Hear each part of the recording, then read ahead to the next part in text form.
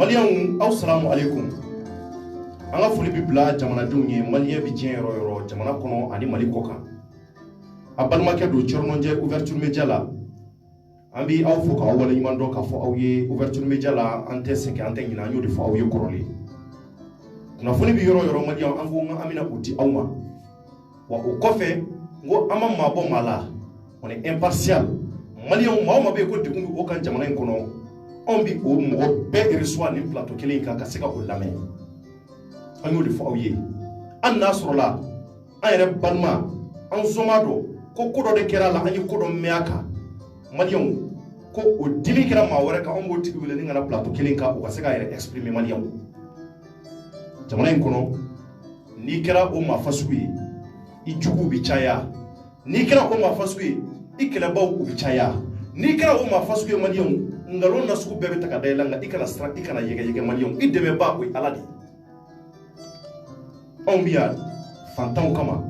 on biya corruption mun nabe ke jamana kono fama jugo fe malion on bi bo ka se ka o kuma fonu fo ko mun mana be nabe ke jamana kono pour que ka se ka désinformation ko o kele ka bo mali kono malion on obli ka jodi wi bi mbamulu malion andana be ba do ngafa ka suma samedi dio fe anga to ka émission ge ngo comme nya fo ye odongo wona je kuma foni koni ma munu me munu nga kalan ko sobe ande semenu kono parce que ambia o de kama ambi wulika joge nga seka na okuna fonu di aw mamaliyo min kanu ba wela fu kanu ba bi tinya yoro ka wulika jo ani kan wuli wo nya fambe ka seka wulika do wula samama maliyon bi sujet oye Lima Mahmoud Diko ni l'ancien président du Haut Conseil islamique ani ka fara Ibrahim Kontao ka maliyon allez le président de l'ONG Al-Faroukou Malion ni ma bafla nunu uyu mundi kes la mawdo dombe anga mali kono ko ba chamambe ibu toy ala islamia kono ka sega islamia jidi o mamudi ko kele Malion le 5 avril mu na temena ka sega subel bubey maika ka wuli ka boy ale fara kun chestre me akula ko sobe ay islamia défend hake chamana islamia ka hake munyi ka sega o nyiri ka di jamana de umma Malion ambado semba manipulé ambado semba ma atega ba kungolo la abikule debi tugu jara nyera bika wela kula ngu kwa mangamba laje kaseka emission siki to ko ngore nga ayera ka lanyu ya ira ka foko ko bi rom na sisa ale dusukun yera de kambe kosobe adusukun aka kala ale bi fe ka yera exprimer fama o ka lame ka yera exprimer justice ko mu no hango ka nale do mali kono malikina barake mo ka lame ale akilla afura ko jamana kono ko nil ne au-dessus de la loi machete mali kono ko mumbe ka be sharia sanfé ni o fole jamana kono ba ira ka fo fama fara fantanka beka ka sharia la ni ya sharia soso muni mumbe ka kan afo ima obike ila mamaliyo on ko gula an baya ngule an go ngamba ya so plateau ga nya lame akodi kumala ko ba ka na ma fo kaba ko do maliyo o yemu ayara bina to abela ka fo ngamba kunguruni tika awye ako abi sanduru bo ale ka so ni akunya san ale kunzigime ivoirien jamana de la o somu na mabulu na na malla ida dabna do adam ne na fukana bla sizana ko dui ale kumi fe akake misiri di ngana be ke misiri ale kungalla nyini misiri kono na ayra shisuka ka kono mumbato akata misiri la lafia la kana akasokono na ko nga note seka ke yore ngana joka ke misiri tu malion ami wati mne ko sisa misiri ngoni a jora ka soro amake ale reka hakilawye ay wulika joke ko no do na makaka akilo aka yoro ka segama aka titri foncé babula aka terendo mamu ndabe ni ngoy na malion no ma badama doye ay ma batto flamu bo lu to bi adafo ongo ngoni kaba ko baye ngo anga bunya bi ni ma ban nu yoro an fawdu nga nanyo ko mu me jamana de warala ko ni ngo fasu kera anga barabe anya maria malion o ma fasu fana kana yere exprimer kemeka mamu ndoko bo adakono no e mamu Diko Ibrahim Kontawe ulu de toko ba adakono ko ina ko lu fana no be ko nungono na malion amna korofodi amba yere ma aka présenter ayo folo ko mumbala menyi ngalu poza kuna aka du bela ka nyafanye sablo ayere kamana gona ko inkono ne ba sombo beli tarbashiti la ba sombo kire ba itoni jang fo malion yi ani ka fuli la se malion ma wala msro kana do ni na alhamdulillah rabbil alamin ne to ko ara mata ga bu ne do sigel me ko di bari fuli la folo ko famina do ko ni ngalu bela assalamu alaikum wa rahmatullahi wa barakatuh islam mbawfu islam ya fuli ambi islam ya kumarila donc nga foli baw ye bimbe ka deme ni na fe d'accord donc malion club la maintenant ba ni anga technicien fa ka doni bo musique la wala sa malion ka kuma me kanye ne ba malion nyabila mali kono ani mali koka voilà malion nyabila mali kono ani mali koka e kashibato ya ngole ali same kasila basa inche sara o kasibena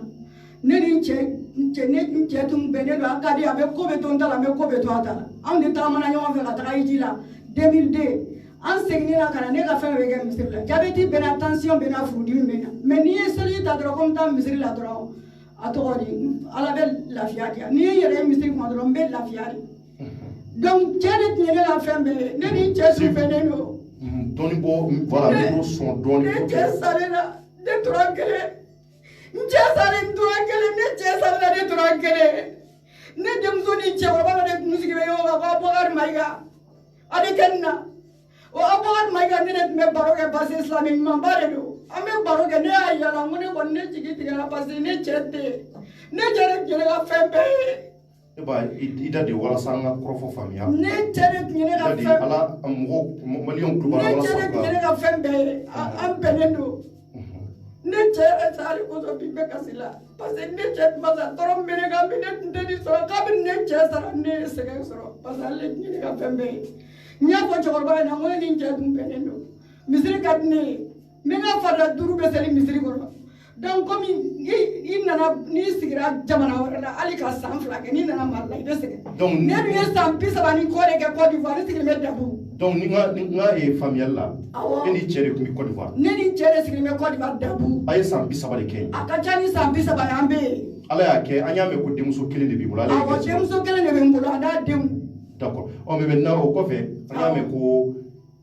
du terrain tun b'i bolo yan awɔ terrain tun bɛ n bolo titre foncier a bɛ n bolo a bɛ san 30 bɔ terrain b'i bolo a bɛ san 30 bɔ a bɛ san 30 bɔ titre b'a la n'i y'o gafe de n'i y'o gafe de ye maliyɛn o filɛ nin ye maliyɛn bɛ dɛmɛ ɲini na bɛɛ fɛ a ka titre foncier de filɛ maintenant ala ko de don o de kosɔn n ye san 4 kɛ n b'u nɔfɛ maɲumako la n bɛ taga Diko kɔ a b'a fɔ ko n ka taga sigi ko Siso bɛ jɔ don min na ne ka misiriko fara n y'a fɔ cɛkɔrɔba de ɲɛna n ko ne b'a fɛ titre foncier bɛ n bolo 30/20 de don a ka bon n ko ka ni n bɛ mɔgɔ de fɛ mɔgɔ min bɛ 2 chambres salon jɔ a ye. maintenant si je comprends hakilila de bɔra e la parce que i tun bɛ to ka taa misiri la awɔ donc i y'a ye k'a fɔ n'i taara misiri la kabini n bɔra hiji la 2002 n bɛ n ka farida de seli misiri la misiri ka di n ye bɛɛ bɛ ne dɔn misiri seli la Dabuka bɛɛ bɛ ne dɔn d'accord Dabuka bɛɛ bɛ ne dɔn Siri Kamara muso de ye Aramata Dabo d'accord donc i nalen san i ko ko du terrain min b'i bolo awɔ n y'a fɔ cɛkɔrɔba ɲɛna ko ale ni ne de bɛ baro kɛ ko Abubakari Mayiga ne y'a fɔ cɛkɔrɔba ɲɛna ko ne kɔni fɛn tɛ ne bolo bi mangɛnɛ se tɛ n ye mais terrain dɔ bɛ ne bolo ko misiri ka di ne ye ne b'a fɛ n'i ye mɔgɔ sɔrɔ ne tɛ mɔgɔ dɔn n'i ye mɔgɔ sɔrɔ min bɛ se ka 2 chambres salon 1 jɔ n y'a kɔnɔ k'a tɔ kɛ misiri ye n ko ne tun bɛ n ka terrain di a ko k'a bɛ mɔgɔ dɔn ne ko Ayidara yɛrɛ fɛnɛ ye silamɛba ye n ko Ayidara ka di ne ye n ko an ka président fɛnɛ ye silamɛ ye n ko mais ne m'a dɔn ne b'olu sɔrɔ cogo min ko ayi ko an k'a di Diko ma ne ko komi Diko ye Mali silamɛ kuntigi ye n k'an k'a di Diko ma. o waati tun y'a sɔrɔ o don. awɔ o waati tun y'a sɔrɔ o don parce que a kɛra 2015. a kɛra 2015. a kɛra 2015 de la sisan nɔ cɛkɔrɔba taara Mamudu Diko kɔ ne ni Mamudu Diko ani cɛkɔrɔba ye Abubakari Mayiga ni an sigira Abubakari Mayiga ka salon kɔnɔ an mɔgɔ 3 ka kuma fɔ. ka kuma fɔ a ye o don kama n ma sara n mɔden na n ma sara n den na n ma sara foyi la parce que misiri kanu bɛ na misiri ka di n ye n man kɛnɛ n b'a fɛ ka kɛ misiri kɔnɔ pour que n ka lafiya. i dusu da voilà i dusu da vraiment maintenant ko kɛra cogo jumɛn k'aw to salon kɔnɔ. k'an to salon kɔnɔ ne y'a yira Diko la n ko titre bɛ ne bolo mais ne fanga tɛ se ka misiri jɔ misiri ka di ne ye ne kɔni bɛ mɔgɔ fɛ min bɛ se k'an Siso jɔ misiri kɔnɔ 2 chambres salon k'a tɔ kɛ misiri ye Et au de demander. Ne o de demander di wora ay do chaman kay. Adum. Ado ay do chaman kay. Oh, kuma dona ani yonje tani. Sizani no nana mi famia dron misiri commencera ka jo. Ne tara misiri commencera ka jo ne tara misiri joro la. Nya soro ato ori ne ka place te. Place do be yo yan la ko e ubo ke morgu e. Misiri kono atro misiri be ka jo. Wasro misiri be ka jo, wasro be subasmari la. Wasro ube ka ato ori subasma c'est que wasro be subasmari la. Wasro ali yoro do la aran flama jo e.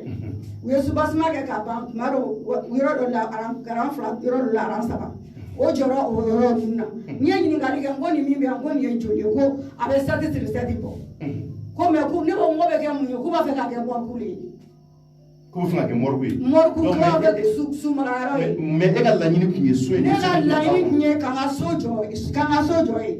Ntara se cɛkɔrɔba ma ko cɛkɔrɔba a tɔgɔ di u ko yɔrɔ min bɛ yen nɔ ko o ye morgu yɛrɛ ko ne Sisoko bɛ kɛ cogo di ko k'ale y'a fɔ Mamudu Diko yɛrɛ ko n Siso bɛ jɔ. Ne ko ni n taara cogo cogo ni nana n b'a fɔ a ye n ko buran ko ne Sisoko don ko n Siso bɛ jɔ. Ala nana kɛ sisan nɔ dɔrɔn don na. E tun bɛ fɛ ka kɛ kuruba ye misiri bi jɔ parti na i Siso bɛ kɛ a kɔnɔ. Awɔ o b'a to n'i wulila i bɛ don misiri kɔnɔ facilement. Ne tun bɛ min fɛ n kana to n kelen ne cɛ sara n fɛn bɛɛ de tun ye n cɛ ye. An kun bɛnnen don an ta ekɔli hali an taa misiri la ɲɔgɔn fɛ hali fajiri fɛ an b'an tun ɲɔgɔn kɔ ka taga misiri la an ka quartier mɔgɔw bɛɛ tun y'o dɔn ne la. Ɔ sisan nɔ o de tun ka di ne ye komi n cɛ ten n kana to n kelen ne tun b'a fɛ ka kɛ misiri kɔnɔ ne tun b'a fɛ ka kɛ misiri kɔnɔ pour que ka n hakili lasigi ɔ o de sisan nɔ u ma ne Siso jɔ don min na misiri bilila cɛkɔrɔba nana fɔ n ɲɛna ko aja k'an ka misiri bila ne ko ɲana dɛ n ko ne Sisoko ko muso tɛ kɛ misiri muso tɛ k'olu ka misiri kɔnɔ ko ye bidaya de ye olu ka misiri u y'a jɔ de k'a kɛ u yɛrɛ sago ye. D'accord. Muso tɛ kɛ misiri kɔnɔ ko donc sisan ko ye bidaya ye. sisan ne wulila sisan ka se Mamudu Diko ma. An bɛ taa dɔɔni dɔɔni pour que mɔgɔw k'a faamuya parce que mɔgɔw ko ko i bɛ ka teliya o ma u tɛ k'a faamuya kosɛbɛ an bɛ fɛ hali bi k'a faamuya sisan n'i y'a dɔn i b'a ɲɛfɔ dɔɔni dɔɔni e sɔnna ka i ka du di pour que a ka kɛ misiri ye. I ka dugukolo. mais i ko n'a bɛ kɛ misiri ye i Siso ka kɛ kuru in kɔnɔ ni mɔgɔ bɛ se k'o kɛ i ye donc maintenant cɛ ko k'a bɛ mɔgɔ dɔn maa min bɛ se k'i dɛmɛ o la donc o de la a y'a tɛgɛ bɔ Mamudu Diko n'o ye l'ancien président du Haut Conseil islamique ko ka n'i dɛmɛ a ko la ɔ ne ni Mamudu Diko yɛrɛ sigira yɔrɔ kelen aw bɛɛ sigira ne ni cɛkɔrɔba ni Mamudu Diko n denmuso bɛ yen a cɛ bɛ yen nɔ mais ne ma olu si da don kuma la. N m'a fɔ mɔgɔ si ɲɛna n mɔdenw bɛ yen n balimaw bɛ yen nɔ n m'a fɔ mɔgɔ si ɲɛna parce que ala ko de don n'i y'a ye n m'a fɔ mɔgɔ ɲɛna parce que dɔw ka na taga n décourager. Dɔw ka n'i décourager mais i tun bɛ fɛ ka bali k'a kɛ parce que a tun ka di a ka kɛ misiri. A tun ka di ka kɛ misiri hali sisan a ka di ne ye misiriya la. D'accord. Mais ne m'a laɲini k'a fɔ ko ne tɛ kɛ yen ni ne tɛ kɛ yen dɔrɔn ne tɛ se ka misiri n ka dugukolo di ni n bɛ kɛ yen ne bɛ se ka kɛ misiri ye. Sisan nɔ u ye misiri jɔ ka misiri ban ka misiri dayɛlɛ san kelen ni kɔ misiri kɔnɔ mɔgɔw wulila ka na misiri président o wulila ka na se ma ko n ka titiri di ko ne t'a di. Sisan. Awɔ ko ne t'a di. Sisan i jɔ misiri nana jɔ. Awɔ. Ka san kelen bɛɛ kɛ. Ka san kelen ni kɔ bɛɛ kɛ. O y'a sɔrɔ e bɛ boli la k'a ɲɛfɔ i ka yɔrɔ ko bɛ cogo di. Don o don n bɛ Mamudu Diko da la a b'a fɔ ko don o don ne bɛ Mamudu Diko da la. Ko ne sigiyɔrɔ ko bɛ cogo di a b'a fɔ ko n balimamuso ko taga ko i Siso bɛ jɔ awɔ ko taga k'i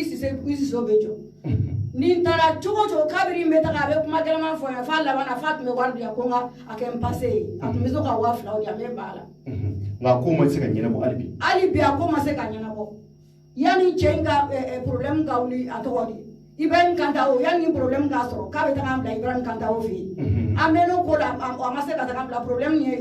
Ibrahim Kantao sɔrɔ o tilalen tuguni n tilala ka tugu a kɔ don o don k'a bɛ taga an bila a tɛ taga an bila o de yɛrɛ wulila ka taga Ibrahim Kantao fɛ yen. Donc waati bɛɛ Ibrahim Kantao fɛ yen maintenant Ibrahim Kantao de ye le président de l'ONG Alpha Farkou ye donc maliyɛnw o Ibrahim Kantao olu de ka ONG bɛ misiriw caman jɔ Mali kɔnɔ silamɛw ye. Donc misiri on dirait que yɔrɔ in dira olu de ma u ka baara kɛ. Awɔ. O tɛ. Awɔ. Voilà. U b'a baara kɛ tuma min na o ma ne ɲininka n'o tɛ n'an tun sigira yɔrɔ kelen titiri bɛ ne la n y'a fɔ cɛkɔrɔba ɲɛna ko titiri bɛ ne ka so la dɛ. Ne ka dugukolo filɛ n ko titiri b'a la. Ne ka dugukolo filɛ nin ko titiri b'a la. donc ngo baba yɛrɛ b'a kalama dɛ titiri bɛ ne ka yɔrɔ la n kɛ kana k'i na yɔrɔ gansan dɛ n'aw bɛ se ka ne sito jɔ a kɔnɔ aw ka misiri jɔ n'aw bɛ se ka ne sito jɔ a kɔnɔ aw k'a to yen nɔ dugukolo wɛrɛ bɛ ne bolo ne bɛ se ka tɛrɛn 4 d'aw ma aw k'a kɛ misiri mais ni kɔni ni siso bɛ jɔ a kɔnɔ ni siso tɛ jɔ a kɔnɔ n tɛ sɔn dɛ ne y'o fɔ cɛkɔrɔba ɲɛna o la sisan nɔ ne tagalen farigu la cɛ dɔ bɛ yen nɔ ko Isif nye kanta ye min kɛra ko ma ko n ka taga Isif fɛ n taara Isif fɛ n ye n ka kuma ɲɛfɔ Isif ɲɛna Isif ko ma ko n kana ko an bɛ yen dɔrɔn n ye Diko wele n ye Diko wele ka fɔ ko ne sera farigu la kɔfɛ ne ko cɛnin ko Diko y'ale wele k'a ka se yen nɔ kɔfɛ cɛnin ye wele k'a fɔ ko Diko ko ni u se k'an dɛmɛ ni dɛmɛ min ye k'u kɛ ne dɛmɛ n'o dɛmɛ ye donc sisan nɔ a kɛra komi a tɔgɔ di ne ni olu tora ɲɔgɔn kan cɛnin ko ma ko min bɛ kɛ sisan nɔ ko n kana ni n ka titiri ye ko la sisan nɔ k'u b'o yɛlɛma ka kɛ misiri tɔgɔ la ko sisan nɔ ko la ko n siso bɛ jɔ ne ko n ko ayi. k'e ka na ni titiri ye awɔ ne ko b'a yɛlɛma ka kɛ misiri tɔgɔ la awɔ n ko ayi o titiri in kɛ misiri tɔgɔ la awɔ ne ko n ko ayi n ko ne tɛ se k'o kɛ tuguni an tun b'an sigi de an k'a kɛ tan tɔ ayi ne tɛ se ne de nana ko n bɛ n ka yɔrɔ kɛ tan tɔ ayi aw de b'a jɔ mais anw tɛ se nin na o la sisan nɔ an tun b'a dabila. D'accord. awɔ ni u tun ko ne ko n ko ne bɛ fɛ ka n ka terrain kɛ nin ye aw ko aw ye bidamɔgɔw de ye aw tɛ sɔn k'a kɛ tan tɔ donc anw tɛ se an tun b'a dabila kɛ n'an tun bɛnna la olu ni ne bɛnna la titiri ka problème tɛ yen ne tun b'a di kɛ parce que mɔgɔ ma ne deli k'o ye fa tiɲɛ tɛ dɛ ne a ta n sɛgɛn ni mɔsi la takula feere wari ne tun bɛ takula damu baya na suguba fo a tɔgɔ di sigati dilan usine na zone na an tun bɛ tagama an sen na bajara na ka don tomikɔrɔbugu fɛ ka na Dar Salamu fɛ fo zone industrielle la ka taga takula feere ye o y'a sɔrɔ Escar ka bɔnbɔn dilanyɔrɔ bɛ yen sisan nɔ o maɲumanko wari de bɛ ne bolo n tilara ka voyage kɛ n bɛ feere kɛ n bɛ taa Dubaï n bɛ taa Sénégal n bɛ taa Nigéria o maɲumanko wari de bɛ ne bolo n tɛ sigi su n tɛ sigi tile o de kosɔn fana n yɛrɛ dɛsɛra n kɔrɔla n dɛsɛra kɔrɔ ma se yɔrɔ min na dɛsɛ de kɛra yen nɔ mangɛrɛ jabɛti bɛ ne na tension bɛ ne na furudimi bɛ ne na mais ni ko n ye seli ta dɔrɔn ko n bɛ taga misiri la dɔrɔn n fari bɛ lafiya donc misiri ka di donc n ma sara mɔgɔ si la n nana fɔ n'i ye sara mɔgɔw la n'i b'a fɛ k'a la ko kɛ silamɛw yɛrɛ ko a tɔgɔ Adara ko n'i b'a fɛ k'a la ko kɛ dɔrɔn k'i k'i teriya fɛ silamɛw ko n'i b'a fɛ k'a la ko kɛ k'i k'i teriya fɛ donc ne tun t'a fɛ k'an sara mɔgɔ e kɔni tun b'a fɛ ka nin kɛ ka dɔ D'accord. Mais maintenant, comme Misri Djoraneba, tu dusu da, il faut comment expliquer, à toi expliquer gagner. Allez puis, parce que Mali on y a bien là où fait un famille. Ko donc il a télé ou ma cosue, il a ta donné il a expliqué gagner. Parce que en réalité quoi il flâne, mais il t'a éga terrain. Mais Misri kon Djora. Misri Djora, quand Misri ma Djora, neni divoré sigira kuma, ani Abouakar Maïga. Anw de jɛra ka sigi ka kuma Abouakar Maïga ko Diko y'ale den ye parce que k'ale kɔrɔmuso dɔ de cɛ banna ko ale kɔrɔmuso dɔ de bɛ yen o cɛ banni Diko fa y'o ta ko o den cɛman kelen de sɔrɔla ale kɔrɔmuso fɛ k'o bɛ Diko yɛrɛ bolo Diko yɛrɛ nana sigi ne ni Diko ni a tɔgɔ de Abouakar Maïga ni an sigira ka kuma n ye n ka fɛla fɔ a ye kabiri n ye n ka fɛla fɔ a ye ma Diko ye tuguni. Oh, mais elle a fait la prière du meilleur. Ne ka fɛla hali sini sɔgɔma ne ka fɛla y'o kelen misiri ka di ne ye mais misiri kɔnɔ mɔgɔw ko ne selen na farigu la a tɔgɔ ye Isufu ne jɛra ka se yen nɔ u ye min ta k'u b'a kɛ morgue ye chambre salon kelen k'u b'a kɛ morgue ye ne ko n ko ni place nin k'a bɛ ne bɔ an y'a mesurer ne ni cɛnin y'a mesurer a ye deux chambres salon bɔ ka ɲɛgɛn 2 sɔrɔ a la ka saloni sɔrɔ a la ka dukɛnɛbala fitinin sɔrɔ a la ne ko n k'a ka ɲi ko bɛ ne bɔ misiri kɔnɔ mɔgɔw ko ne tɛ kɛ yen nɔ ko parce que ko misiri comité ma sɔn ne ka kɛ yen alimami ko ne tɛ kɛ yen nɔ parce que ko ni alimami ye min fɔ misiri ko la k'o de don ɔ président ko ne tɛ kɛ yen ko n'i ye ne kɛlen ye ko fo ni autorité nan'u labɔ ɔ sisan nɔ ne wulila ka taga n sera olu fɛ ka kuma ɲɛf'u ɲɛna a tɔgɔ di Ibrahim Kantaw ye Isufu bila ka na misiri kɔnɔ mɔgɔw deli a ye siɲɛ caman kɛ a ye min k'u nɔfɛ a bɛ siɲɛ 2 siɲɛ 3 bɔ ko misiri kɔnɔ mɔgɔw ko k'olu misiri président ko k'ale sɔnna alimami fana ko k'ale sɔnna ko mais ko olu ka comité ko muso tɛ k'u ka misiri kɔnɔ ko ni muso tɛ k'u ka misiri kɔnɔ parce que ko place min bɛ yen nɔ ko ne ka muso jɔra yen nɔ ko ne bɛ fiɲɛ tigɛ olu la. Qui veut finir Tigoula? D'accord. Si ça nous comme il a qu'à te donner une benga, du gros faire une kaka kono misiri kan ne misiri kan. Mais ni ne siso te no kama du gros di. La du gros di. Ode kadi. Ode kadi misiri kadi mesra na misiri kono mo nya parce que comme ko te fe ko na ta ko du do kenela. Parce que déjà na sera ni mama kaba to dana ya te ntugu ni ne mesra nya. Ne be transformer be ka do kenela ala kan exin nu toroma. C'était de batte fa ate nan che sara dente mo do muso kele. D'accord. Ma sara o fenela. C'est faut tenir. Slamé a devenu doué. A devenu à la casse si Jeanne Kenya dia ou quand du gros dia ou bien quand c'est sojo. D'accord. Et maintenant ne va et ambi alibi ka explication que malion et mo ka familial ke parce que chama ila ko bi émotion na ki bi ka mo fara nyo ka ko utika chama familial ka nye ngai ka la nyini bi alibi ka ira ka fo ika terrain odi minena ila chugoya ina ka so amake ika la nyinu kono awa parce que du golo jaru e ko sebe ne ka yoro na yoro nyana ma do be ngola be san bisa bako titiri bala d'accord a yoro kelen be de ko le nta fa be kare gon nai. Ok. D'accord, donc Malion, Atila et Aouye, Moussora Bakoma, mais résumé qu'Aouye, pour que c'est la famille a gagné. Avec tout, au début, à Bolo Malion, a été terrain sans depuis Kato et Côte d'Ivoire Jamanaka. A été publié que à la Fouché, ou qu'on s'écrit de Côte d'Ivoire, mais à la que Fouché, qu'à Kalfa Minala, à la Kanila. Malion, au Kéré, à quoi, Tchèbani, à la des démons qu'elle n'oya pour lui. Demuso kelen ala kelen ko noya u ye maintenant demuso in akon furula am wati mine ko sisa nga ale nali ala ya ke ale korola ko bara mun ko ma dam gala to na ko business chama ke na sera ka terrain so ya soro terrain war ko man chan ko sobe awati maintenant akele ka terrain sa comme sisa am wati mine ko sa bama ko yoro chama be valeur to na a terrain na ako ale ko la nyini aka du terrain akumbi fenga laje Islamé ton mun be ku se ka debe ka yorenge misri nga abi keni daludo yi o dalu e jume ale re shiso ka ke misri kono shiso ka ke misri kono nana misri ka ke yanfe donc na ale nana shi misri kono donc ka bo ka ta misri la ani ka doso o lafia bi noya ama donc kay o de sara mamun be ku yeni ko inta o tega flala o choroba munye akko ke ni ga se ka ma bamu flato bi ko inkono kasi ka wula siama o chokoroba ya ira ka fo o chokoroba ya ira korofola ko abina ulika choke mumba to aleka soka seka jo ko inkono na aleka fara misrinka o malion ko ko inkele ya ira ka fo o u beranika ngana ya do ma fo nu ya do ma fo ko soti seka ke misri kono o muye aleka lanyini atiseka sabati donc aleba anyini u fe no do u ka se ka misiri njoli jo ale ma balfo ila misiri ko ne jol damine kalo damado kono aka folla misiri kele ka jol damine kono ko mungera ale wuli ka jo sabati anya bala misiri ka jo ay wuli ka joke ka taka sege ke mamun ndabe misiri njo kola ya ira ka fo ko ale tale kono misiri kono la munya bla taka sekula ay nyingal ke no ko sofla mun bi ka jo ya le ka soriwa mamun bi sojo la wuli ira ka fo ko ay ne di soide ni mi ka jo morgu di kama ni mo fatwa ru shuka tata kata bla morgu kono ale o mala ko ma ka le ka sobemi o a ko soko kuma ma fo uluyi o debo kera ale ay ka fo ale ni nunu ye benga mun fo amabo asrafe ngalla nyine e jumenye o ye so na te se ka jo ale ma je na ay ka fo aka tere misiri ka jo ni njogo ya inata abi fe aka soka jo kuru kono na mun ba to misiri taka segi aka seka no yama mali on ko o de keli ay bulika jo sabati ma bafla mun be ku daba tola ay bulika jo sabati ka suma ay Ibrahim ko to ngo ako aka korfola ka tara on no fe ka ta kuma fo wi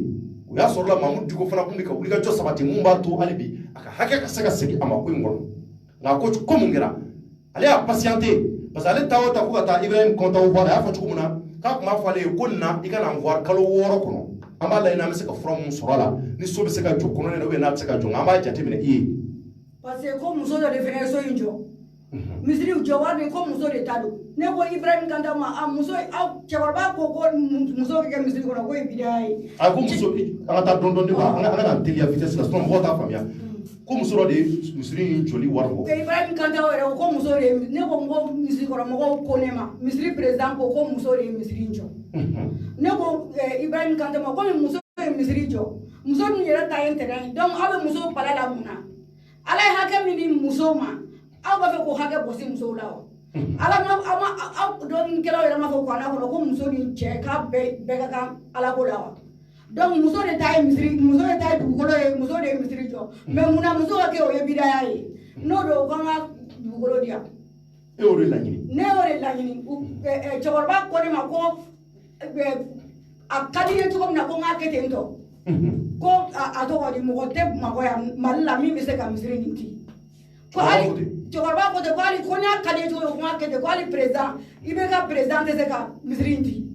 K'olu tɛ se ka misiri ci. U tɛ se ka foyi kɛ nin ko la ko déjà k'olu ka misiri jɔra ka ban k'a banna ko mɔgɔ minnu ye misiri jɔ ko ni olu ye min kɛ ka ban ko y'o bannen ye. Ɔ donc maintenant se tɛ dabali tɛ. Ok maintenant sisan. Banabagatɔ. Ok mun na sisan ko kɛlen e ma se fanga baarakɛlaw ma justice. Ne tɛ se ka se fanga baarakɛlaw parce que fanga baarakɛla y'a problème tɛ a tɔgɔ di. Misiri ko ye Ala ko de don. Nin ye Ala mɔgɔw de ye. Mali silamɛw y'a président o ka bon dɛ o tɛ mɔgɔ fitinin ye dɛ. O ma se ka fɛn min dilan faamaw ka i da don la ne kɔni tun t'a fɛ k'a lase faamaso la dɛ. E tun tɛ fɛ k'a se fo niveau la. Ne tun t'a fɛ k'a se nin niveau la. Ne tun b'a fɛ k'a ko kɛ suturalen ye. N ye san kelen kɛ ka san fila kɛ ka san fila kɛ misirikɔnɔmɔgɔw de nana ko n ka papier di. Ibrahim Kanta o fana ka cɛnin ko n ka misiri papier di n ko misiri papier bɛ di min na sisan nɔ ni misiri bɔra yen. An bɛ misiri de bɔ yen an b'an sigi ka kuma a musokɔrɔba a tɔgɔ di ko k'i siso bɔ misiri la anw tɛ se k'o kɛ parce que o ye bidaya ye ne b'a fɔ ko ayiwa a y'a to yen nɔ fanga tɛ o. Donc e tun bɛ fɛ yanni a kuma jɔ aw tun ka o kumakanw de kɛ. An kan ka sigi ka kuma kɛ parce que misiri tɛ se ka jɔ ten ni misiri bɛ jɔ dugutigi de bɛ a tɔgɔ di papier signer ni a tɔgɔ di mairie bɛ papier signer misiri bɛ jɔ ni papier de ye. Cɛkɔrɔba ko misiri jɔli ko misiri mago tɛ papier la ne ko n ko titre bɛ n ka yɔrɔ la cɛkɔrɔba ko ayi ko misiri mago tɛ papier la k'olu ka misiri jɔra ka ban k'a banna. K'olu ka misiri jɔra ko fura t'a la ka ban. K'olu ka misiri jɔra ka ban k'a banna ko hali président IBK tɛ se ka foyi kɛ nin na k'a ka di ye cogo ko n k'a kɛ ten. O bɛɛ la n y'u deli k'u deli kabini misiri bɛ fɛn min na k'a bɛ fo ka taga a laban fo bi fo an filɛ nin ye nin a san 5 daminɛ la. Fura ma sɔrɔ a la. N yɛlɛ ONG Fariku kɔ ne ni Kantaw yɛrɛ jɛra ka sigi ka kuma. A b'a fɔ n ɲɛna don min na n taara fɛ n kasira. A b'a fɔ a ko n ma ko n'Ala sɔnna ko taga n balimamuso k'i siso bɛ jɔ. N nana tuguni a ko n ma ko i siso bɛ jɔ. Ne ko n ko wagati jumɛn ko ne san 4 de filɛ nin ye anw nɔfɛ tagama la. N ko siw tɛ labɔli kɛ. A ko kalo 6 n ko kalo 6 e b'a dɔn ne bɛ kɛ ou bien e bɛ kɛ kalo 6 wa. An si bɛ yɔrɔ min na tantɔ n ko kalo 6 bɛ an dɔ sɔrɔ ne b'o dɔn n ko Ala kama n siso jɔ o de ka di ne ye ko n ka taa kalo 6 dafa n nana a b'a fɔ ko n ka taga ko n k'a kɔnɔ an tora o kɔnɔni la f'an bɛ yɔrɔ min na bi ne kɔni ne dɛsɛra de n'o tɛ n tun t'a fɛ mɔgɔ si tulo ka don n tun b'a fɛ dɔrɔn Aramata b'a ka terrain kɔnɔ o y'a kɛ misiri ye a sisoni b'a kɛrɛfɛ n ka Alabato kɛ yen nɔ. O de tun y'i ka laɲini ye. Ne ka laɲini ye o de ye mais sisan nɔ a bɛ cogo min na tantɔ komi misirikɔnɔmɔgɔw ko ne tɛ kɛ yen ko fɔ autorité ne ka autorité ma ne ka misiri jɔ dɛ ne ka dugukolo fana filɛ nin ye a tɔgɔ di misirikɔnɔmɔgɔw ta tɛ misiri quartier mɔgɔ minnu bɛ yen nɔ n'olu bɛ seli misiri kɔnɔ misiri président a ka du bɛ misiri sanfɛla la yen mun na ne ma ka misiri dugukolo de ko a kɛ misiri ye ne ni n ka musoya ne de n ka dugukolo de ko a kɛ misiri ye donc a tɔgɔ di ne tɛ se ka kɛ bidaya ye n ka so kɔnɔ donc bidaya mɔgɔw ko muso ka kɛ misiri kɔnɔ k'o ye bidaya silamɛw a ye nin lajɛ dɛ. N'a sɔrɔ ko ni muso ka kɛ misiri kɔnɔ n'o ye bidaya ye ou bien muso ta ka kɛ misiri ye n'o ye bidaya ye ne kɔni bɛ n ka dugukolo fɛ parce que misirikɔnɔmɔgɔw ye détesté ka ban an tɛ se ka jɛ ka sigi ni jɛra ka sigi n bɛ siran. D'accord, merci beaucoup ne ba maintenant nin ko kɔni vraiment hali bi an bɛ an ɲɛsin faamaw ma a ko la ka wuli ka jɔ sabati nka i ye nin kɔrɔfɔ minnu fɔ nin ye hakili la i namɛ n'i ka fɛnw ye nka komi anw ye kunnafonidilaw ye a ka kan ka ko fana ɲɛɲini k'a tɔ bɛɛ dɔn hali bi n'an ye fankelen lamɛn an bɛ taa an gɛlɛya ka se fankelen ma k'olu fana lamɛn a ko la nka i ka titre foncier kɔni y'o ye ɲɛ b'a la i ye titre in sɔrɔ i y'a sɔrɔ depuis 2008 o de don wa a papier lajɛ kɛ o de don 2008 de sɛbɛn b'a kan le 13 février 98 mais o y'a sɔrɔ dugukolo mɛ ne bolo a mɛnna Titri dilanna o de la. Titri dilanna o la. Awɔ mais dugukolo bɛ n bolo o y'a sɔrɔ a titri ma dilan. Mais ne kun y'a mɛn e ka fɛn na ko mɔgɔ ninnu taara k'u bi yɔrɔ dɔ d'i ma so dɔ d'i ma i ka se ka titri in d'u ma u ka a kɛ misiri ye. Awɔ mais misiri kɔnɔmɔgɔw yɔrɔ misiri président. Fɛn tɛ ne n'ale cɛ o ale ni ne ma jɛ foyi la. U ye nin kɛ fo ka misiri dayɛlɛ ne bɛ yen nɔ u ma se ma u ma foyi fɔ n yɛrɛ fana ka s'u ma parce que ne t'olu dɔn ne bɛ Diko de dɔn hali ONG Farigo ne tun t'a dɔn n nana ka bɔ Abidjan n nana Abidjan ka bɔ kura ye n tɛ yan silamɛya ko kalama mais anw ka silamɛya Côte d'Ivoire a tɛ tan tɔ parce que danaya min b'an ka mɔgɔw fɛ o ni ɲɛmɔgɔw ka danaya tɛ kelen ye a bɛ ne ɲɛna ko ne sigilen bɛ yɔrɔ min na i sigira yɔrɔ min na ka san 30 kɛ a bɛ ɲɛna ko bɛɛ bɛ ten tɔ de ja bɛɛ tɛ ten tɔ donc ne ka dugukolo ko kɛra tan de. D'accord, mais elle bolo sa ni elle bolo misiri nga ci ka terrain de ma wa ou ye fa ka kɛ cogo di? Ah ne bɛ ka siran de n'o tɛ ne bɛ misiri fɛ misiri ka di ne ye o. A ka di a ka to misiriya la. A ka di a ka to misiriya la mais ni ne tɛ yen ne ka da fɛ a ka kɛ misiri ye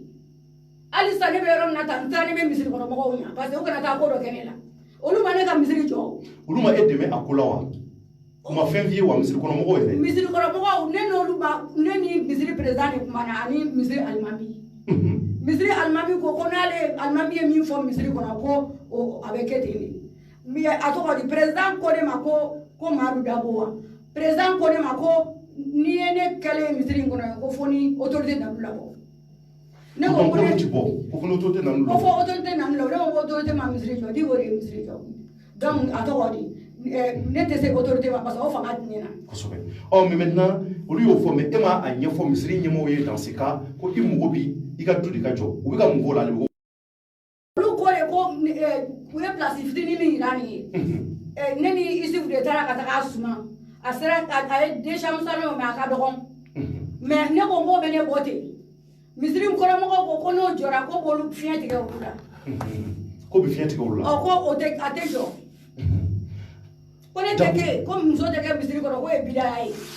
Ko interdit don ɔ mais yanni misiri ka jɔ o ma fɔ e ye wa. O ma n'o tun fɔra ne ye an tun b'a dabila an tun kan k'an sigi yɔrɔ kelen de ne de ko feerefɛn bɛ ne bolo n b'a fɛ k'a feere nin cogoya la sannikɛla ko ayi ko ne b'a fɛ k'a kɛ nin cogoya la n'a ma bɛn a la a bɛ dabila kɛ ne de ka taa ye n ka dugukolo ye olu de ta y'u ka baara ye olu de bɛ yala jamana kɔnɔ ka mɔgɔw ka wari ta ka misiriw jɔ cɛnin ko ma k'olu ye misiri min jɔ Bamakɔ ka ca ni misiri 200 ye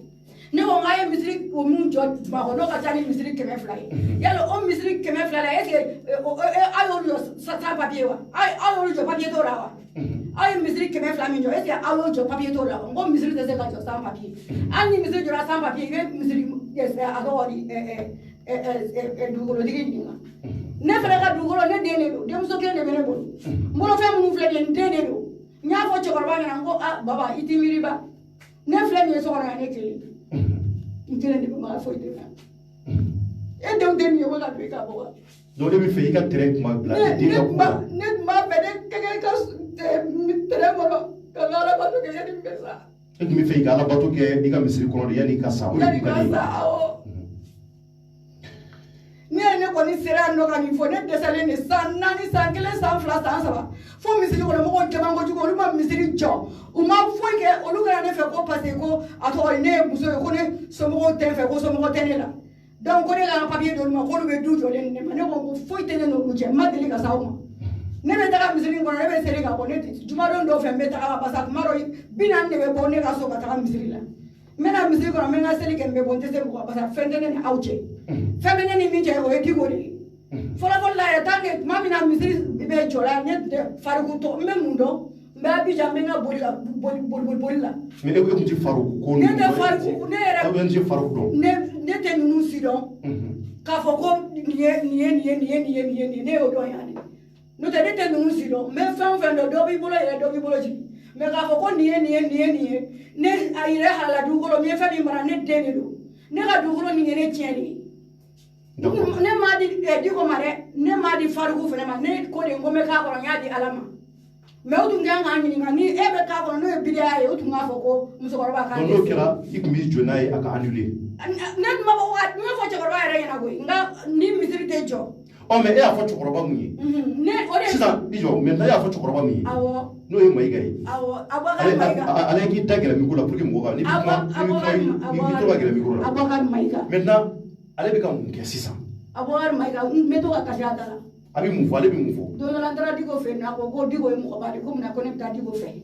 ne bɔra yen dɔrɔn ko Diko y'a wele k'a fɔ ko ne taara a fɛ yen ko Diko y'a wele k'a fɔ ko ne taara a fɛ yen ko ne taara Diko fɛ yen ko ka taga kuma jugu fɔ Diko ko ka Diko nɛni ne ko ne tɛ se ka Diko nɛni. mais ale ma solution ɲini a la wa a ma fura ɲini yan. Diko ayi o cɛ Mayiga parce que ale de kɛra sababu ye ne ka se ka ninnu na e bara. awɔ Mayiga yɛrɛ kɛra komi a ye Diko janfa. donc Mayiga yɛrɛ y'a janfa. Mayiga ye Diko janfa kɛ. Mayiga ye Diko janfa ka ne yɛrɛ janfa parce que Diko filɛ nin ye mɔgɔba de don. a ka ko ka ca. mais Mayiga ye nin kɛ fo bi. ne denmuso ni cɛkɔrɔba in sigira ɲɔgɔn kan n'a cɛ a ka ca a bɛ san 15 bɔ ne yɛrɛ tun bɛ to ka 1000 minw di hali ni bɛ tɛmɛ kɛnɛma ni mɔgɔw ye a tɔgɔ di bonyafɛnw di yan tel que ni min ye 200 di yan min ye 2000 di yan hali dɔ taara ne fɛ o ye 2000 di ne ma sunkalo dɔ fɛ ne y'a falen ka 1000 d'a ma ne yɛrɛ hali wagati la a sen ɲini kari la ne ye 1000 d'a ma sunkalo fɛ n ye 1000 d'a ma n bɛ to hali ni mɔgɔ ye sukaro di yan n b'a d'a ma. d'accord donc merci ne Ramata Adja Ramata Dabo. Maintenant vraiment nin ko an bɛna fura ɲini a la fura mun n'an bɛ se ka ɲini a la o ye maa mun ye n da bɛ nin ko in na ka gɛrɛ u fana na maintenant ko u fana ɲininka hali bi pour que u fana ka se ka fɛn fɔ an ye an bɛ se ka faamuyali sɔrɔ mun na parce que en réalité misiri ye Ala ka so ye mɔgɔ n'a diyara i ye mais ni min filɛ nin ye kɛ ni misiri kabiri ne bɛ n taara hiji la ka na an taara yɔrɔ yɔrɔ la n ma deli ka yɔrɔ foyi ye k'o ye Alakira kɔ ye ni misiri tɛ n ye misiri de y'a kɔ n ye misiri kanu kabiri ne ma taa hiji la ne ye misiri kanu mais n ma deli k'a mɛn dɔɔnikɛla fɛn la k'a fɔ ko mɔgɔ ka dugukolo bɛ bɔsi a la k'a kɛ misiri ye ni Mali tɛ ka dugukolo bɔsi ka kɛ misiri ye ne y'o ye nin de sen fɛ k'a sɔrɔ a ma diya i ye a ma kuma kan a ma diya n ye. d'accord maintenant merci maintenant n bɛna o yɔrɔ souligner rapidement Maliyɛnw maintenant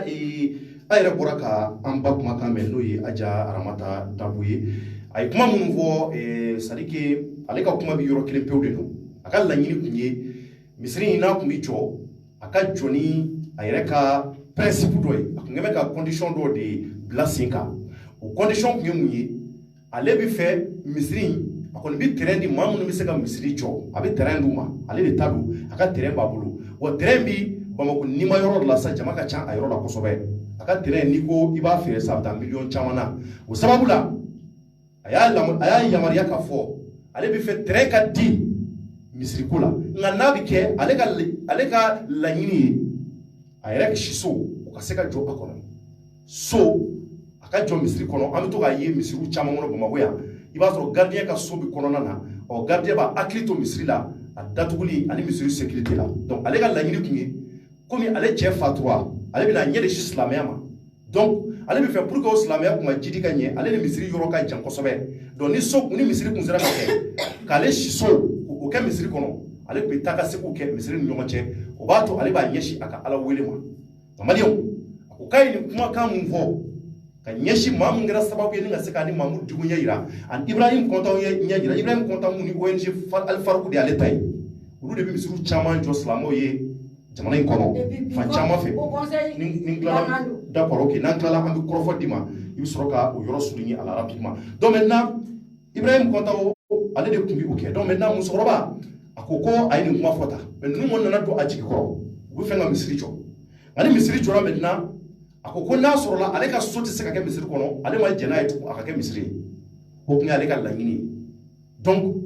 ale y'a fɔ cɛkɔrɔba min ye cɛkɔrɔba in y'a lajɛ k'ale ni maabaw ka se ka u lase ɲɔgɔn ma maa minnu bɛ se ka nin ko in kɛ joona kuma in fana a ye mun bɔ a da kɔnɔ a fɔra olu ye nka maintenant k'ale ma bali foyi la misiri kɔni ye jɔli daminɛ k'a sɔrɔ ale ni ninnu u ma bɛnkan signé k'a fɔ tiɲɛ don an jɛnna n'a ye i ka so bɛ k'a kɔnɔ u ma fɛn fɔ a ye f'a nana bali a la k'a fɔ misiri jɔli daminɛlen a ɲɛ b'a la sokuru damadɔ o bɛ ka kɛ misiri kɔnɔ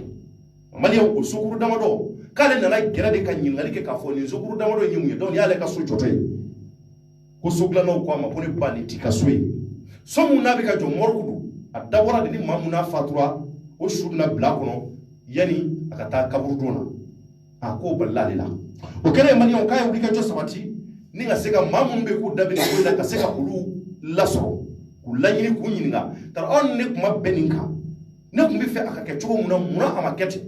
ɔ k'a tora va-et-vient na o cogoya la fo ka taa kɛ a ma jaabi sɔrɔ a la a fɔra ko komi n tɛ ka jaabi sɔrɔ a la n'a y'a dɔn ne ka laɲini o ye mun ye ka so jɔ misiri kɔnɔ ne ka se ka n ka silamɛya k'a kɔnɔ hɛrɛ ba n'a y'a dɔn ko c'est impossible dans la religion musulmane ne b'a laɲini a ka jɔ a ka ɲi terrain in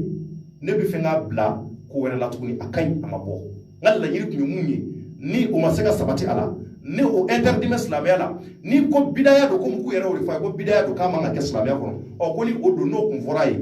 ale tun bɛ a laɲini misiri joli ka jɔ nin cogoya in na tan a mago b'a ka terrain la tuguni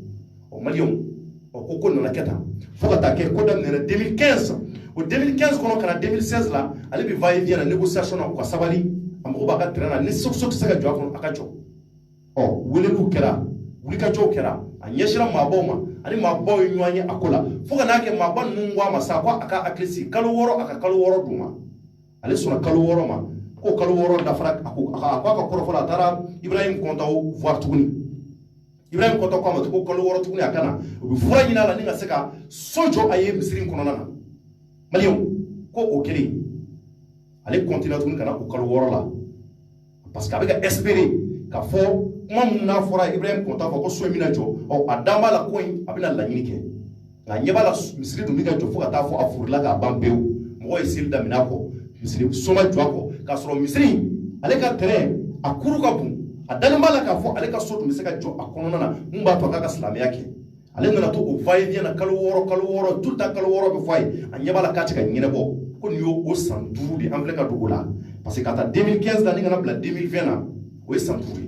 maliyɛnw komi ko tɛ ka ɲɛnabɔ a fana ko a ye va et vient ni ko na sugu bɛɛ kɛ a tɛ ka ɲɛnabɔ a ko k'a ka laɲini o ye ka se ka na média la ka n'a yɛrɛ exprimer mun b'a to hali bi mɔgɔ ka se ka don a jigi kɔrɔ faamaw ka se ka don a jigi kɔrɔ ko sabula ale tɛ fɛ a ka perdre a ka terrain na k'a ka titre foncier copie filɛ a bolo ni u y'a dɔn so tɛ se ka jɔ a man d'ale misiri ka bɔ misiriya la tout simplement k'o ka layɛ ci ɲɛma jɔli la ale bolo kana bɔ a ka yɔrɔ la nin cogoya nin na tan yɔrɔ mun ni a y'a san a yɛrɛ ka wulikajɔ la a yɛrɛ ka baara la kun k'a bɛ tabula feerew kan commerce ni fɛnw kɛ va et vient o wari mun n'a y'a fara ɲɔgɔn kan o waati y'a sɔrɔ a ye so in san danɔgɔ la nka nin waati in na so wari cayara donc o sababu la ale bɛ fɛ ko in ka jateminɛ ta ale tɛgɛ kana bɔ a ka yɔrɔ la tan surtout a ka condition ye mun ye n'a bɛ fɛ ka kɛ ten maintenant Aramata n bɛ fɛ ka ɲininkali mun bolo da i la parce que n y'a mɛn ko dɔ kun delila k'a fɔ k'a bɛ terrain san i bolo o kɛra wa dɔ kun delila k'a fɔ k'a bɛ terrain san bolo u bɛ san 8 san 9 ma u ye san 10 u taara n deli fɛn fɛ yen ko n ka dugukolo feere ma marakaw de tun don yanni a ka se o ma marakaw de taara mɔgɔw de taara ka taga mɔgɔw de tun bɛ kɛlɛ kɛ dugukolo nɔfɛ i ka dugukolo nɔfɛ ne ka dugukolo nɔfɛ titiri de tun b'u gɛn u bɛna ka na u ka biriki baden gosi i tora ka gɛrɛ micro la ni bɛ kuma u bɛna ka na u ka birikiw baden gosi ye ne burankɛ ani ne denmuso olu de ka wulikajɔ k'a kɛ ni dugukolo dɔrɔn ne bolo titiri de ye olu labɔ yen nɔ ne burankɛ de wulila k'i jɔ ne ka dugukolo ko la ni dugukolo dɔrɔn ne bolo mais don na mɛ dugukolo in tora e bolo parce que titiri b'i bolo titiri bɛ n bolo donc o kɛra sababu i ka dugukolo ma se ka minɛ ne ka dugukolo ayi titiri kɛra sababu ne ka dugukolo ma se ka minɛ ne denmuso cɛ ala ka ɲi ale de wulila k'i jɔ a fana mɔgɔba don a fana mɔgɔw dɔn ale de wulila k'i jɔ ni dugukolo kɛra ne ta ye mais n bɛ dugukolo in misiri la tuma min na tiɲɛ ko ala adamaden bɛ sa ko ni foyi ma kɛ ne ma n sara n burankɛ la parce que i tun bɛ fɛ a ka bali ka kɛ misiri i ka so ka k'a kɔnɔ k'a sɔrɔ ma bɔ a kalama awɔ nka parce que cɛkɔrɔba in ye a tɔgɔ di cɛkɔrɔba in ye ne minɛ komi a ka mɔgɔ mais sisan nɔ cɛkɔrɔba in y'i fosi ka bɔ ne jigi kɔrɔ donc sisan nɔ ne ma n ka misiri jɔko fɔ n den ɲɛna n balimaw baden bɛ yen Diko yɛrɛ yanni a ka yɛlɛma Badlabugu misiri kɔnɔ Diko tun bɛ ne fa de ka du kɔnɔ luwanse la ne y'o fɔ Diko ɲɛna o Diko tun bɛ ne fa de ka du kɔnɔ luwanse la u y'o ɲɛfɔ Diko ɲɛna. D'accord. Mais maintenant sisan mɔgɔ minnu nana k'u bɛna du in san ko k'u bɛna san e bolo joli. Mɔgɔ minnu ko k'u bɛna du in san u ko k'u b'a san ne bolo $40,000. Ne ko n ko n t'a di. Ne denmuso yɛrɛ ko ko ma t'a di mun na. Ne ko n ko n t'a di parce que n ko ne tɛ dugukolo feere n ko misiri de ka di ne ye. Dugukolo min bɛ n bolo n'i ma se k'o lotiser a tɔgɔ di ne ma se ka misiri jɔ n yɛrɛ ye ne bolo ma se ka misiri jɔ n yɛrɛ ye mais n bɛ dugukolo di u k'an siso 2 chambre salon jɔ a kɔnɔ ka misiri jɔ a kɔnɔ walasa n bɛ kɛ misiri kɔnɔ ka n ka bato kɛ parce que ni n taara misiri kɔnɔ n bɛ lafiya ni ne yɛrɛ n ta yɛrɛ donna misiri kɔnɔ ne bɛ lafiya de. mais ni o ma se ka kɛ a ka dabila comme n'a ma se ka kɛ ten parce que a tɛ se ka kɛ parce que misiri kɔnɔ n ko yɛrɛ de tɛ se ka fɔ i bɛ taga sigi ni mɔgɔ min n'olu ko ko a bɛ tan tɔ a bɛ tan tɔ ne n'olu bɛ se ka sigi cogo di k'a sɔrɔ olu bɛ quartier kɔnɔ n k'olu ka du bɛ yen misiri président min bɛ yen ko Madu Dawa ko o ka du bɛ misiri sanfɛ munna ale m'a ka du jɔ ka kɛ misiri ye muso tɛ se ka kɛ misiri kɔnɔ munna cɛw ma se k'u ka dugukolo di muso bɛ kɛ misiri kɔnɔ bila ye munna o m'a fɔ ɲɛna n ko mɔgɔ ni mɔgɔ hali ni i bɛ sɛ suru jɔ mɔgɔ ka so kɔnɔ bi n'aw bɛ sigi de ka sɛ suru o ma fɔ u ma ɲininka foyi ONG Fariko yɛrɛ tɛ ne dɔn a ma ɲininka foyi mais cɛkɔrɔba bɛ ne dɔn cɛkɔrɔba t'a ne ka détail bɛɛ fɔ mɔgɔw ɲɛna cɛkɔrɔba jumɛn Mayiga Abubakar Mayiga nin ale de ye mɔgɔw la ala a y'a denkɛ fana janfa a ye Diko fana janfa o parce que Diko y'a fɔ ne sigilen cɛkɔrɔba sigilen ko n y'a fɔ ye ne cɛkɔrɔba ko a tɔgɔ di k'a ko musokɔrɔba Siso jɔ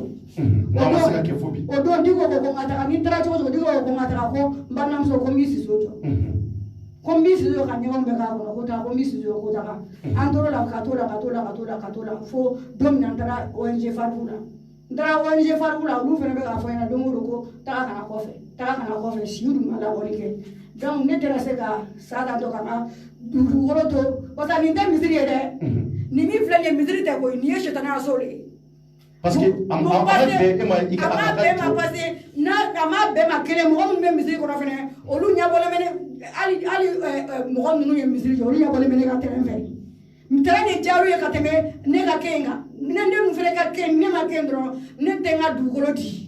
ni ne tɛ yen dɔrɔn n y'a fɔ cɛkɔrɔba ɲɛna ko ne tɛ misiri tɛ yen dɛ n y'a fɔ a ɲɛna ko ne tɛ misiri tɛ yen dugukolo wɛrɛ bɛ se ka kɛ ne bolo k'o di mais k'a fɔ ko n bɛ nin kɛ misiri ka nin to mɔgɔw bolo k'a kɛ misiri ye ni nin t'a kɔnɔ n t'a di dɛ ne t'a di ne ni n ka musoya ne dɛsɛra ka n ka dugukolo jɔ ka titiri ka diɲɛ titiri kɔ k'a di ko n b'a kɛ k'a di Ala ma k'an Siso jɔ a kɔnɔ n ka Ala ko kɛ n'a ma kɛ ni problème wɛrɛ ye mun b'o bali ni b'o bali dɔrɔn k'a fɔ dɔrɔn ko u tɛ se kɛ n'u ko k'u tɛ se o Ala man bon ma ONG tɛ fan bɛɛ fɛ wa tiɲɛ tɛ wa ni ONG bɛ fan bɛɛ fɛ hali n'olu tun b'a jɔ mɔgɔ wɛrɛ tun bɛ se k'a jɔ kɛ ni mɔgɔ wɛrɛ tun b'a jɔ o tun b'a to yen kɛ ne tun bɛ se ka misiri terrain di yɔrɔ la ka sɔrɔ ne ma nin di o n'o tɛ ne denmuso n'a cɛ ma foyi f'u ɲɛna dɛ k'a sɔrɔ n'i y'a ye nin ne ye dugukolo sɔrɔ Fuseni a tɔgɔ di ne burankɛ ani ne denmuso olu ka wuli ka jɔ olu de wulila ka jɔ ni ne ka dugukolo kɛra n ta n'o tɛ mɔgɔw tun nana k'u b'a jɔ maralaw sera ma ko k'a fɔ k'u bɛ n ka yɔrɔ san a bɛ san 8 san 10 bɔ bi k'u bɛ ne ka yɔrɔ san ko $40,000 ne ko n t'a feere ne y'o de ta dɛ ne ni n ka musoya muso de fana ONG Fariko yɛrɛ ko muso de ye misiri jɔ donc ne muso de ta ye dugukolo ye muso de ye misiri jɔ an ka bidiya bɛ min ne ye mun kɛ de silamɛw tɛ mun kɛ u bɛ ne ka dugukolo bɔ sisan ko ne ye muso ye o tuma muso tɛ mɔgɔ ye wa ne de ye yɛrɛ kɛ muso ye wa ne ye yɛrɛ kɛ muso ye wa diɲɛ mɔgɔ aw tɛ nin lajɛ wa an bɛna fura ɲini a la i ka diɲɛ mɔgɔ a ye nin filɛ dɛ a ye ne dɛmɛ Ala kama ko n ka dugukolo di yan d'accord ne ba yakili sigi Aramata an bɛ dugawu kɛ hali bi yanni n ka kɔrɔfɔ laban di ma maliyɛnw nin ko aw yɛrɛ ɲɛ bɛ nin na aw de bɛ se ka nin ko kiti tigɛ maliyɛnw aw de bɛ se ka nin ko a lajɛ hali bi ni ka se ka a lajɛ fura mun n'a bɛ se ka sɔrɔ nin na an bɛɛ bɛ jɛ ka se ka o lajɛ ɲɔgɔn fɛ Aja Aramata Dabo ale kɔni a ye nin fɔ nin cogoya la a y'an wele ni kasi ye a y'an wele k'a yira la ana k'a fɔ k'a bɛ wuli ka jɔ la maliyɛnw a ka ca ni san 5 ye sabula ale tun ka laɲini ye mun ye o tɛ ka kɛ n ko a ma n ko Aja mun b'a yira anw na k'a fɔ k'e ta ye terrain ye mun b'o yira an na o de sababu la a nana ni titre foncier ni ka se ka titre foncier k'o yira an na ko Cɔrɔnɔ n da de ye n ka terrain titre filɛ nin bolo n bɛ fɛ a ka kɛ cogo mun na misiri jɔra k'a sɔrɔ a ma kɛ o cogo la ɔ ne bɛ fɛ maintenant komi a ma kɛ ne ka laɲini na olu y'u teliya ka misiri jɔ joona k'a sɔrɔ ne yɛrɛ ma jɛn n'a ye ne ka laɲini tun ye mun ye o ma kɛ ɔ n'olu tun y'a dɔn k'o tɛ se ka daga silamɛya kɔnɔ u tun b'o fɔ n ye an b'a bɛɛ annulé ɔ silamɛw aw ɲɛ bɛ nin na aw de bɛ se ka nin kiiri tigɛ silamɛya kɔnɔ mun de fɔlen don nin ko fasugu la maa ɲumanw mun de fɔn bɛ nin ko fasugu la tari ɲininkali 2 kɔ de bɛ ne bolo nin na o ye jumɛn ye tari Aja a ko k'a bɛna a ka so mun jɔ misiri kɔnɔ ni u ko k'a fɔ ko o ma daga silamɛya la ɔ an b'a ɲini silamɛ ɲɛmɔgɔw fɛ u ka bɔ k'o fɔ an ye o ye kelen ye 2nan tari est ce que ninnu kan ka misiri jɔ k'a sɔrɔ la Aja kuma jɛn n'a ye k'a fɔ k'a ye feu vert d'u ma u k'a jɔ a ka terrain kan wa o ye ɲininkali filanan ye est ce que misiri kun kan ka jɔ surtout ala bato yɔrɔ ala bɛ wele yɔrɔ mun na ala ka so est ce que o kan ka jɔ maa ka terrain kan maa mun ta ye a ka yɔrɔ ye ni jamana y'a yamaruya bolo k'a fɔ i ta don sini i ta don bi k'o tigi ma jɛna a ye fɔlɔ k'u teliya ka misiri jɔ ko ala wele ka taa kɛ ye est ce que o fana dagalen don silamɛya kɔnɔ maliyɛnw o fana ye ɲininkali fila ye a sabanan mun ni mun de bɛ senna nin ko in na hali bi point d'interrogation maliyɛnw n bɛ kuma laban di aramata ma yanni n kana foli lase aw ma aja aramata kɔrɔfɔli laban na rapidement e ka laɲini yɛrɛ belebele ye mun ye tiɲɛ tiɲɛ ne ka laɲini ye misiri ka di ne ye misiri ka di ye mangɛnɛ jabɛti bɛ na tension bɛ na furudimi bɛ na o don kama hali ne tɛ se ka bɔ tile kɔrɔ n bɛ so kɔnɔ n tɛ se ka foyi kɛ n yɛrɛ ye mais ne bɛ n ka farila bɛ seli misiri la dabukaw tulo bɛ n kan na Côte d'Ivoire dabu ne ni n cɛ sigira a ka ca ni san 30 ye n bɛ n ka fɛn bɛɛ kɛ misiri la n ye fɛn bɛɛ jɔ n tɛ foyi kɛ tuguni i ka laɲini ye mun ye ne kɔni ka laɲini ye misiri ko la min ye ni ne siso bɛ jɔ ye a fɔra bana misiri tile tɛ mɔgɔ si ka laɲini ye mais ni ne misiri ye dɛ ni ne kɔni siso tɛ mais ni siso tɛ se ka kɛ yen ne siso tɛ se ka kɛ yen o kan ka dugukolo di a banna merci beaucoup aja aramata dabo maliyɛnw a ka téléphone numéro filɛ maa minnu bɛ yen k'u bɛ se ka weleli kɛ ka a sɔn hakili la ka hakililaw d'a ma k'a dɛmɛ c'est à dire que ala ye minnu fɔ kumakan minnu fana fɔra sariya kɔnɔ a ko k'a tɛ fɛ a ka taa sariya kan a ko ka taa kɛ sariya ko ye ko sabula ko maa caman bɛ yen minnu da bɛ ko in na k'o man d'a ye o sababu la an bɛ numéro bila maa minnu bɛ se ka an ba lasɔn hakili la ka kumaw ɲɛfɔ a ye ko in bɛ se ka kɛ cogo min na a kan ka wulikajɔ jumɛn kɛ ani maa minnu fana bɛ yen ko maa ba fila minnu n'u tɔgɔ b'a la u ka mɔgɔw minnu bɛ yen k'u bɛ se ka an fana wele k'a yɛrɛ fana wele u bɛ se ka nin ale wele numéro in na n'o ye 61 01 27 94 61 01 27 94 maa min bɛ yen k'i bɛ fɛ ka a ko tiɲɛ dɔn a ka walawala i ye ka ɲɛ i ka se ka da la ani maa min fana bɛ yen k'u bɛ fɛ k'a dɛmɛ ko in na mun b'a to ka hakili ɲuman d'a ma a kɛ nin cogo in na nin de demandera silamɛya la nin de demandera mun b'a to a ko kana taa bange fɛn wɛrɛ la donc numéro bilala o de kosɔn n'o ye 61 01 27 94 maliyɛnw an fana bɛ wulikajɔ sabati a ko la an fana b'an cɛsiri a ko la sabula an ye nin ko in mɛn a y'an dabali ban nka tabali in bilalen don maliyɛn den bɛɛ ye mɔgɔ mɔgɔ ko bin kɛra i kan mɔgɔ mɔgɔ ko bin kɛra i kan ɲɛmaw fɛ mɔgɔ mɔgɔ ko bin kɛra i fɛ anw ka faamaw fɛ cɔrɔnɔ ka plateau bila mɛ bɛɛ ye ouverture média plateau bilalen don bɛɛ u la i ka n'i yɛrɛ exprimer an k'i lamɛn fura bɛ se ka ɲini ko la cogo min na o ka kɛ injustice bɛ se ka dabila cogo min na o ka kɛ bɛnkanni wale bɛ se ka dabila cogo min na jamana kɔnɔ o ka se ka kɛ fana maliyɛnw anw ka laɲini o dɔrɔn de ye nka nin ko in an tɛna dan nin ma an bɛ wele bila maa ba fila minnu n'u tɔgɔ fɔ ma la n'o ye Lima Mamu Diko ani ka fara Ibrahim Kontawo le président de l'ONG Al Farouk maliyɛnw an bɛ wulikajɔ sabati ka se u fana ma k'u ɲininka n ko aja aramata ko k'a ma jɛ a ka du kɔ tari a kisaw bɛ cogo jumɛn u bɛ se ka mun de fɔ an ye mun b'a to maa minnu bɛ ka bato kɛ misiri in kɔnɔna na u ka bato ka se ka minɛ sabula muso y'a yira k'a fɔ k'a b'ale ka terrain kan a ma jɛn n'a ye a ko ka kɛ nin cogoya in na maliyɛnw an bɛ aw fo k'aw waleɲuman dɔn k'a yira aw la k'a fɔ jamana kɔnɔ anw ka wulikajɔ o ye ko ka se ka ɲɛɲini anw ka wulikajɔ o ye dɔ ka se ka bɔ binganni wale la anw ka wulikajɔ o ye kow tiɲɛ ka se ka bange maliyɛnw kow tiɲɛ ka dɔn o sababu la an bɛ dugawu kɛ jamana in ye hali bi ala ka jamana in suma ala ka jamana in taa ɲɛ ala ka an yɛrɛ damaw bɛn maliyɛnw anw ka laɲini ye fɛn fɛn maliko la ala k'a bɛɛ sabati jugu minnu fana bɛ yen k'u bɛ fɛ ka maliyɛndenw yɛrɛ damaw bilali ɲɔgɔn na jugu minnu bɛ yen k'u bɛ fɛ ka mali bene ka mali malolen ala ka olu malo ala ka olu ɲɛ fila ci maliyɛnw ni kɔni kɛra aja aramata dabo ka ko ye a y'a yira k'a fɔ ko ko kɛra a y'a bɛɛ fɔ aw ye ale ka laɲini tɛ fɛn kelen fila ye misiri in kɔnɔ so ka jɔ a k'a ka bato kɛ n'o tɛ se ka kɛ k'a interdit silamɛya la a ko k'a ma ja ka terrain kɔ kita mun b'o la numéro in kɔni a bilala o la maa minnu bɛ se ka weleli kɛ ka hakililaw d'a ma o la ka se k'a bilasira mun b'a to ko in a ka se ka bange hɛrɛ ani baden kɔnɔ o de y'an ka laɲini ye maliyɛnw n ka foli bɛ bila aw bɛɛ k'aw waleɲuman dɔn k'a fɔ aw ye n kanubaw hali bi n b'aw ka dugawu minɛ n'an tɛgɛ fila ye an bɛ dɔ fara cɛsiri kan mun b'a to ko tiɲɛ ka se ka dɔn cogo min na merci à toutes et à tous et que Dieu bénisse le Mali. Au revoir.